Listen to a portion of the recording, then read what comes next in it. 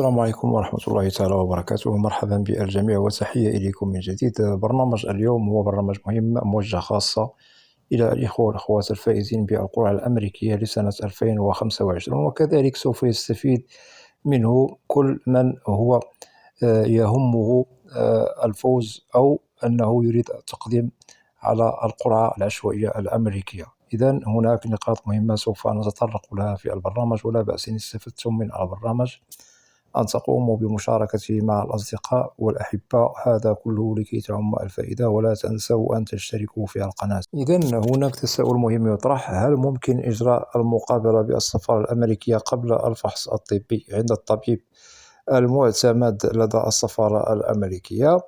وكذلك هناك تساؤل مهم يطرح عن إجراءات الترجمة. نؤكد بأنه ممكن لكم ذلك، ليس بالمشكل، وسبق لي أنني وضحت نقاط مهمة في هذا الشأن والمتعلقة بإجراءات ما بعد التوصل برسالة الموعد والمقابلة، كذلك الإجراءات التي تأتي ما قبل المقابلة بالسفارة الأمريكية. إذن بالنسبة للإجراءات التي تأتي ما بعد التوصل برسالة الموعد، نؤكد هناك إجراءات مهمة يجب على كل من تعنيه المقابلة والمحددة بتاريخها بالسفارة الأمريكية أن يشتغل عليها بضوابط بدون خلط للأوراق. أكيد هناك إجراءات مهمة تتعلق بجمع الوثائق المطلوبة من الفائزين المعنيين بالمقابلة، وأكيد الفائز سوف يستلم هذه الوثائق المطلوبة من المصالح المعنية أو الإدارات التي تسلم الوثائق في بلده الأم. إذن بالنسبة لهذه الوثائق سوف نجدها مختلفة. أكيد عند استلام جميع الوثائق ننصح يجب التحقق من كل ما هو مهم من معلومات وبيانات تخصكم في كل وثيقة، أي يجب أن تتحروا كل صغيرة وكبيرة من بيانات ومعلومات تخصكم في كل الوثائق المطلوبة منكم. أي يجب عليكم أن تتأكدوا من أن كل الوثائق أو المستندات سليمة، ليس بها أيها مشكل.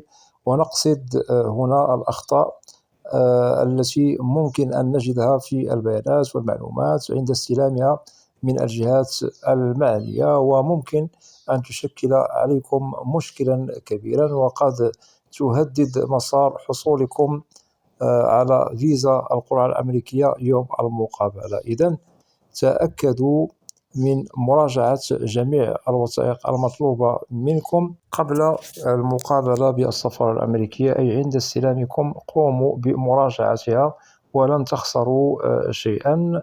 وعندما تتأكدوا بأن الوثائق سليمة والحمد لله ليس بها أخطاء، ممكن لكم آنذاك أن تقوموا بترجمة الوثائق المطلوبة لدى مكتب ترجمة متخصص موثوق منه ومقبول لدى المحاكم، أي معترف به وله سمعة محترمة في مجال الترجمة، لكي تتم إجراءات ترجمة الوثائق في أحسن الظروف، ولكي تستلموا المستندات المترجمة وأنتم مرتاحون. وهذا سوف يخدم مسار إجراءات الموعد والمقابلة بالسفارة الأمريكية. ونؤكد يجب أن تجمعوا جميع الوثائق أو المستندات المطلوبة منكم بدون نقص، أي يجب أن نجد الملف كامل مكتمل ليس به نقص في المستندات المطلوبة وليس به أخطاء يعني قبل المقابلة بالسفارة الأمريكية. أنتقل بكم بالنسبة لأخذ موعد مع الطبيب المعتمد لدى السفارة الأمريكية. أما عن أخذ موعد مع الطبيب فهذا الإجراء يعتبر إجراء مهما يأتي أكيد ما بعد التوصل برسالة الموعد والمقابلة، ويعتبر كما وضحنا مهما. ممكن أخذ موعد مع الطبيب سواء قبل المقابلة بالسفارة الأمريكية أو بعد المقابلة بالسفارة الأمريكية، هذا ليس بالمشكل. بالنسبة للذين ممكن لهم أخذ موعد مع الطبيب قبل المقابلة فهؤلاء أكيد وجدوا بأنه حجز موعد مع الطبيب ليس فيه مشكل، أي أن عيادة الطبيب ليس عليها ضغط وكل شيء ميسر ليس بالمشكل. ونؤكد بأن هؤلاء المعنيين بأخذ موعد مع الطبيب قبل المقابلة قد لا يجدوا على هذه العيادة ضغطا من أناس آخرين لديهم مواعيد مسبقة مزامنة مع المواعيد التي تخصكم. وأكيد لأنه لديهم موعد كذلك بالسفارة الأمريكية. إذن بعض الفائزين ممكن أن أمورهم تمر بخير، أي ليس هناك من مشكل لأخذ موعد مع الطبيب قبل المقابلة بالسفارة الأمريكية.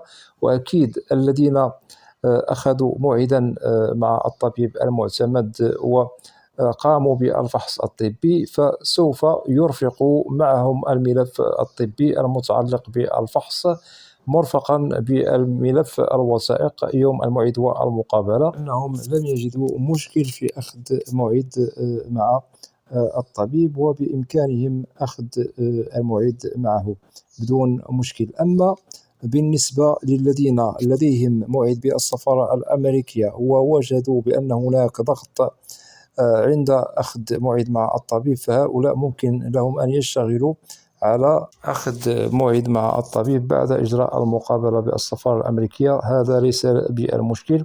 وعند الانتهاء من إجراءات المقابلة بالسفارة الأمريكية ممكن آنذاك للفائز الذي أتمم إجراءات المقابلة أن يشتغل من بعد على إجراءات الفحص الطبي. ولكن هناك نقطة مهمة يجب أن تضعوها في الحسبان، وهي أن التأشيرة تظل معلقة ريثما تتمم إجراءات الفحص الطبي وترسل الملف إلى السفارة الأمريكية. آنذاك عندما تتوصل السفارة الأمريكية بملف الفحص الطبي، ممكن لضابط الهجرة أكيد سوف يقوم بإجراءات مهمة، وهي الاطلاع على ملف الفحص الطبي الذي يخصكم. فإن وجد ضابط الهجرة بأن الملف الطبي الذي يخص المعني بالمقابلة سابقا سليم، ليس به مشكل، أي مرضا ممنوع من الدخول إلى الولايات المتحدة الأمريكية، أكيد سوف تتمم إجراءاتكم إن شاء الله بخير وسلام، وممكن استلام التأشيرة مع جواز السفر لدى أرامكس. هذا عندما نجد بأنه الفحص الطبي المتعلق بالفائز ليس فيه مشكل. إذن بالإمكان أخذ موعد مع الطبيب المعتمد لدى السفارة الأمريكية ما بعد المقابلة بالسفارة الأمريكية. في حالة أنه وجدتم ضغطا على عيادة الطبيب فلا يمكنكم أكيد أخذ موعد مع الطبيب قبل المقابلة. هذه الفئة من الفائزين إن وجدت ليس بإمكانها أخذ الموعد مع الطبيب قبل المقابلة، فممكن لكم ما بعد المقابلة بالسفارة الأمريكية أن تشتغلوا على إجراءات الفحص الطبي، ليس بالمشكل، وممكن أن أموركم تمام، لن تجدوا مشكل في إتمام إجراءات الحصول على الفيزا. إذن إجراءات ما بعد التوصل برسالة الموعد والمقابلة هي مهمة، ويجب أن تشتغلوا عليها بضوابط. وأكيد هناك وقت كافي ممكن لكم أن تشتغلوا فيه على إجراءات أخذ موعد مع الطبيب وترجمة الوثائق. وهذا الوقت هو يأتي ما بين التاريخ الذي توصلتم به برسالة الموعد والمقابلة والتاريخ الذي هو محدد لكم للموعد بتاريخه لدى السفارة الأمريكية. واعلموا بأنه نظام الملف المطلوب من كل فائز منكم يجب أن تشتغلوا عليه بضوابط. أولا نتفادى الأخطاء، مراجعة جميع الوثائق المطلوبة منكم، تفادي الأخطاء، ولو خطأ بسيط قد يشكل عليكم مشكل في عدم الحصول على الفيزا. وكذلك نؤكد عدم نسيان ولو وثيقة واحدة. ونؤكد كذلك الاشتغال على الملف الطبي سواء قبل المقابلة بالسفارة الأمريكية أو بعد المقابلة السفارة الأمريكية بنظام، لكي لا تجدوا عرقلة ومشكلا في عدم الحصول على فيزا القرى الأمريكية. وبالله التوفيق. إذا وضحنا لكم كل النقاط المطروحة من طرفكم عن ما بعد التوصل بالموعد والمقابلة، وعن ما هي الإجراءات التي تأتي ما قبل يعني المقابلة بالسفارة الأمريكية. وفي حالة أنه لديكم أسئلة متعلقة ببرنامج اليوم أو أي برنامج في القناة، فممكن أن تقوموا بوضع تعليق كأسئلة، وإن شاء الله سوف تجدوا الإجابة عبر البرنامج المعروف في القناة، برنامج أسئلة وأجوبة، لأنني لا أستثني منكم أحدا. وأتمنى من الإخوة والأخوات الذين لا زالوا لم يشتركوا في القناة، أدعوكم للاشتراك في القناة وتفعيل زر الجرس ليصل إليكم كل جديد.